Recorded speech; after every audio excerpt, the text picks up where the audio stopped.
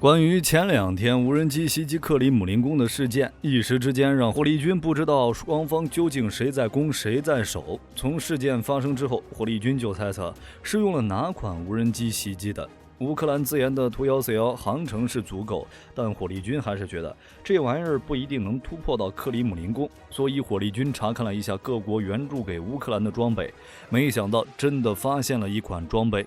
在4月4日，美国国防部更新了一份交付乌军的军事装备清单。清单显示，乌军收到了美国 Anduril 工业公司生产的 Altius 600M 无人机巡飞弹。与美国之前援助的弹簧刀300 Block 20600相比， Altius 600M 可以容纳多种导引头，还可以选择多种战斗部，同时巡航时间与射程大大增加，可以携带3公斤重的弹头。Altius 600M 射程为445公里，正好能够从乌克兰东北部袭击克里姆林宫。而且每支装备咱们都清楚，出了名的性能好，战力强。袭击事件发生后，俄罗斯紧急发表声明，这是乌克兰有预谋的恐怖行动，企图刺杀普京。但事发时，普京并不在克里姆林宫，2架无人机都已被击落。不过火力军看到的却是其中1架炸到了克里姆林宫建筑物上方。作为美国 Anduril 工业公司开发的首款武器，时任首席战略官的克里斯布罗斯对这款巡飞弹寄予厚望。那么 Altius 600M 系列巡飞弹的性能究竟怎么样？最新型号巡飞弹对于其他同类型的武器又有怎样的优势？下面火力军来详细分析一下。在近些年发生的一些局部战争和军事冲突中，巡飞弹的表现让人们对其刮目相看。作为一种小型多功能无人作战平台，巡飞弹可用多种平台投放，能够在目标所在区域上空较长时间巡弋，然后伺机而动，能以较低成本执行侦察监视、精确打击、电子对抗、毁伤评估以及空中预警等任务。巡飞弹所呈现的种种优点，让各国纷纷加大研发列装力度。事实上，巡飞弹与无人机之间有着密不可分的联系。在一定程度上说，巡飞弹的出现是无人机功能拓展的产物。巡飞弹的研究与应用是无人机在战场需求下发展出来的一个新领域，将无人机与先进弹药技术结合拓展出来的一个新产物。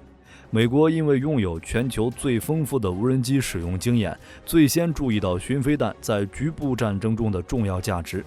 更是通过弹簧刀系列巡飞弹，让各国都认识到巡飞弹的巨大作用。而此次援助乌克兰的 Altius 600M 称得上巡飞弹家族中的佼佼者，因为这是美军在实战经验的基础上研发的更强大灵活的作战平台，相较于各国巡飞弹有着更为明显的优势。Altius 600巡飞弹是 Altius 600两用无人机的一种进攻改型，在外形上Altius 600巡飞弹机身细长浑圆，更符合流畅外形，也更符合空气动力学设计，机翼相对较短，并拥有轻微的上反角。导弹后方的微型尾翼可以在飞行中提供稳定性和控制力矩。Altius 600采用了螺旋桨推进器，位于机身后方，这种设计有助于减少阻力。机身主要是白色的，有利于白天运行时隐身。总体来说，其设计表明优先考虑隐身性、效率以及机动性，以便有效打击目标。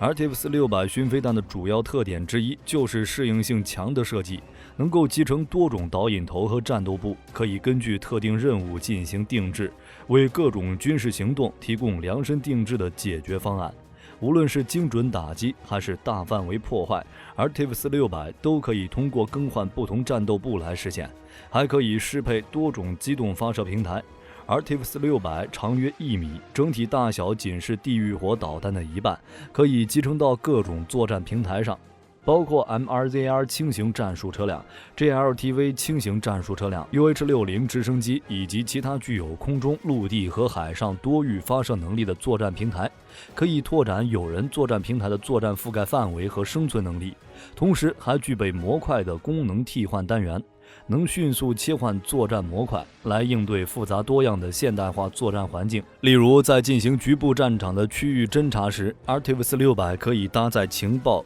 侦察监视模块，在接到打击任务命令时，可迅速将侦察监视模块更换成毁伤模块，对侦察目标进行一定程度上的骚扰或打击。这种功能性上的高效切换，使得 Arctis 600可以更容易融入现代化作战体系中。此前 Anduril 工业公司曾表示， Arctis 600巡飞弹联网集群作战协同概念，多种无人机可以组成蜂群，达到能够合作执行多种复合任务的目的。携带弹头的 Arctis 600巡飞弹还可以完成一部分打击目标任务。另外还展示了 Arctis 600巡飞弹与美军 AH-64 阿帕奇武装直升机协同作战，作为有人无人协作拓展计划的一部分，给未来远程无人机蜂群作战提供了可能，并有效提高了发射平台的生存性。相较于其他巡飞弹 ，Arctis 600体型偏大，导致其发射平台搭载数量比较小，但射程远呢，足达到400公里以上。由于巡飞弹基本都是一次性武器，这400多公里的射程已经远超大多数国家的近程防空系统了。在此基础上 ，Arctis 600巡飞弹就可以实现大型平台的防区外发射，既能保证发射的数量，又能提高发射控制平台的生存能力。充足的数量、较远的射程，再加上较长的续航时间，为未来远程无人机蜂群作战打下了基础。而美军近段时间所试验的 XQ-58A 隐身空中无人机发射平台，更是让 Arctis 600有了专门的隐身发射平台，向实现未来远程无人机蜂群作战又近了一步。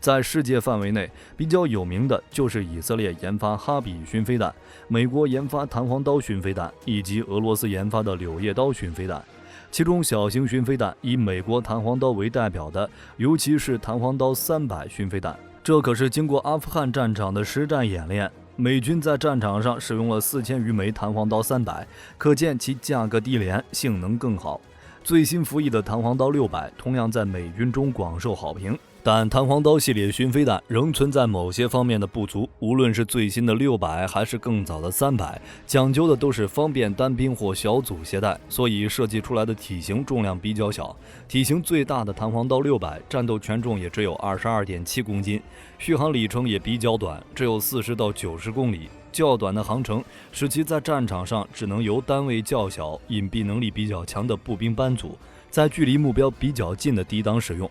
增加了部队暴露在敌方火力下的危险，并且较低的载荷也限制了弹簧刀系列巡飞弹的作战效能，这已经成为小型巡飞弹的通病了。相比之下 ，Arctis 系列巡飞弹虽然不适合单兵或步兵班组作战，但在上述方面有明显优势。Arctis 600巡飞弹与弹簧刀600相近，但却拥有400多公里的续航里程，这为其多种平台适配提供了天然条件。更大型的 Arctis 700仅仅有效载荷就达到18公斤，远超弹簧刀600。以色列研发的哈比巡飞弹是中大型巡飞弹的代表。最新型的哈比2巡飞弹拥有1000公里的超长续航里程，以及高达23公斤的有效载荷。在单体作战能力上肯定是超过 Arctis 系列巡飞弹，但现代战场讲究的是体系作战，无人机巡飞弹想要实现体系作战，需要依靠蜂群作战。以色列哈比巡飞弹长约3米，翼展达到2.1米，并且机翼还不能折叠，所以这种体型的巡飞弹几乎不可能由空中或陆上平台大量发射，难以在短时间内形成大规模的蜂群。相比之下 ，Arctis 系列巡飞弹体型较小，虽然拥有3米多的机翼，但却可以实现折叠，使其能够通过多种发射平台在短时间内大量发射，形成大规模蜂群作战。不仅是提高整体作战效能，还可以缩短战场反应时间。作为一种小型无人机作战平台，巡飞弹能为各国提升局部作战能力。虽然在近些年的局部战争中，大型察打一体无人机是各国使用最广泛的武器，但这类平台依旧存在一定的局限性。例如，美军在中东进行的几次局部战争，大型察打一体无人机可以进行战前侦察巡逻，对高价值目标进行精确打击，对敌方关键人物实施斩首行动等。但在城战与巷战中，大型察打一体无人机就暴露了不足。由于美军与敌方短兵相接，而大型察打一体无人机所装备的传统武器一般都是些反装甲武器，这些威力巨大的导弹在敌方软目标进行杀伤时，很容易对友军造成威胁，这就导致在战场上，大型察打一体无人机不能及时为巷战中的美军提供支援。再加上本身数量有限，多支美军小队在执行任务时，通常只有1架无人机在这片区域待命，而敌方部队在熟悉当地地形的情况下，往往会采取游击战术，所以无法预估会在何处发生冲突，导致无人机不能为地面部队提供有效支援，往往都是战斗结束后无人机才会到达。而 Artemis 系列巡飞弹的装备就可以有效解决这些问题。采用模块化设计的巡飞弹可以搭载专门用于软杀伤的战斗部，并在发射后通过单兵 GPS 进行操作，增强在战场上的灵活性与精准度，可以有效避免对友军的伤害，或者通过机动载具在防区外大量发射，形成蜂群作战，借助长达4小时的续航时间为地面部队提供各种支援。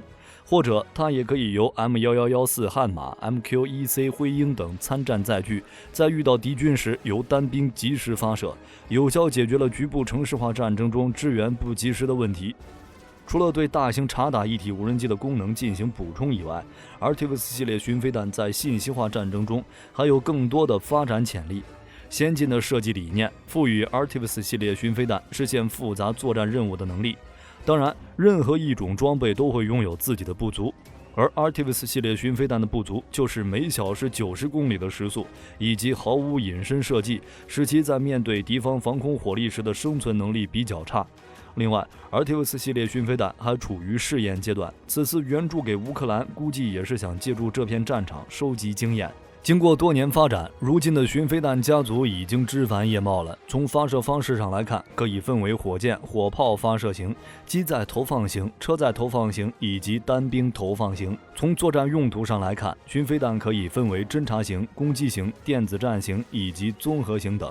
不过，大多数巡飞弹是属于空中敢死队一样的攻击型巡飞弹。巡飞弹是无人机技术、精确制导弹药以及巡航导弹技术等相融合发展而来的产物，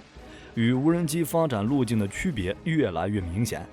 与无人机相比，巡飞弹重在一个弹字，所用材料也比较低，可以大量使用。另外，巡飞弹的审批权限也不高，准备时间短，反应速度快，可以有效攻击一些敏感类目标。与精确制导弹药和巡航导弹相比，巡飞弹又凸显了飞行能力等方面的优势。前者通常不具备战场上空盘旋的能力，一旦错过目标就很难再次命中，而巡飞弹可以在指定作战空域长时间停留，找到目标后再发动攻击。不过，巡飞弹的发展也招来了一些人的质疑，毕竟大部分巡飞弹飞行速度都比较慢，航程短，战斗部威力也比较有限，但较低的制造成本、不俗的行动隐蔽性、较为精准的攻击能力等长处，也让其愈加重要，并呈现新的发展势头。另外，巡飞弹今后将在侦察范围与打击精度、快速反应能力、制空时间等传统领域继续发力。